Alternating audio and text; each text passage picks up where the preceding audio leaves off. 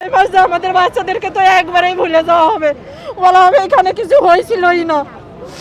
আর আমরা মা যখন এত কষ্টে আছি, আর একজন মারা বাচ্চা নিয়ে নর্মাল ভাবে আসতেছে, ক্লাস করাচ্ছে, আর এক মা বলতেছে ওনাদের বাচ্চারা নাই, আমাদের বাচ্চারা কি ক্লাস করবে না।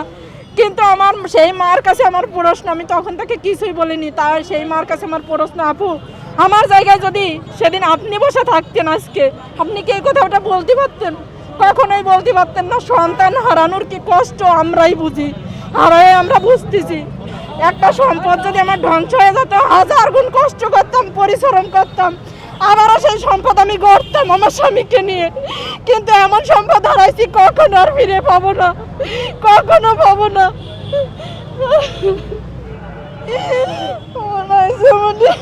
আসবেন আমার কাছে, আর কখনো আমার কাম্য বলে ডাকবে না। আমার আইসা না, আমার পুরো বাসাটা হাসা খেলা বন্ধ করে দিয়েছে। সাইমার আব্বা যে ক্লাস 3-তে পড়তো, ক্লাউড সেকশনে, তার বাবার গায়ে হাত দিছে, এটার ফুটেজ আছে, আপনারা চাইলে নিতে পারেন। এবং 1 নম্বর গেল, 2 নম্বরে হচ্ছে head miss Khadija miss. Head miss অনেকগুলাই আছে, এটা আছে প্রাইমারি সেকশনের হেড মিস।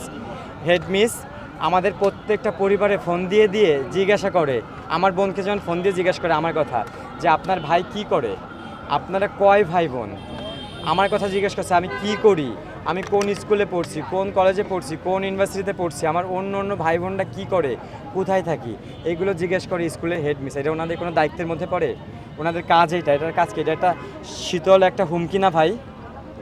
যেসব বাচ্চারা এখানে আমাদের সাথে দাঁড়াইছিল, সেই বাচ্চাদের বাসায় ফোন গেছে যে তোমাদের টিসি দেওয়া হবে, এখানে দাঁড়াইলো। হ্যাঁ, তো বাচ্চাদের বলতে চাই, তোমাদের টিসির ভয় পেও না, আমরা অমরণ অন্বেষণ করবো তোমাদের টিসি দিলে স্কুল গেটে। হ্যাঁ, আর আমরা এই যে খাদিজা মিস যিনি, উনি কোচিং ব্যবসার মূল হোতা, 72 ঘন্টার মধ্যে ওনার আমরা অপসারণ চেয়েছি। আর একজন স্যার যিনি যে আমাদের সাইমার আব্বার গায়ে হাত দিছে, ওনারও 72 ঘন্টার মধ্যে অপসারণ চেয়েছি, এবং ওনাকে আইনের আওতায় আনার দাবি জানিয়েছে প্রশাসনের কাছে। আমাদের কাছে ফুটেজ আছে, আপনারা নিয়ে যাবেন। প্লেন এসে সব অনেক গার্ডিয়ান, 3-4টা গার্ডিয়ান ওই সামনেই ছিল, দুটো বাচ্চারা ছিল, ওদেরকে ছোট ছোট খন্ড খন্ড হয়ে গেছিল। এই খন্ড হওয়ার পরে প্লেন এসে আমার বাচ্চা সহ ওই যেই খন্ডগুলো ছিল না সব তুলে নিয়ে গেছে। কেন ভাই?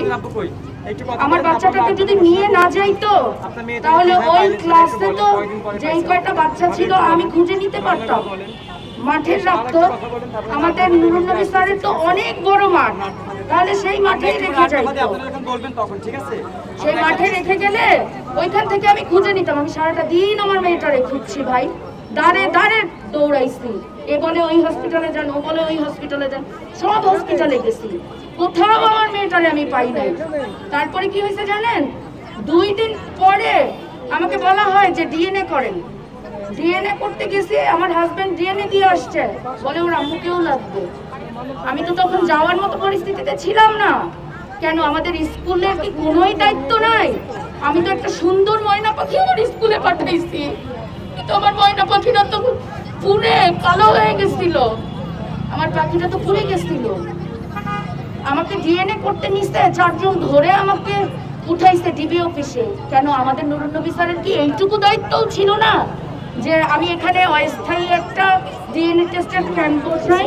সেটা অনেক কিছু করে আমাদের জন্য, তাহলে সে এটা কেন করলো না?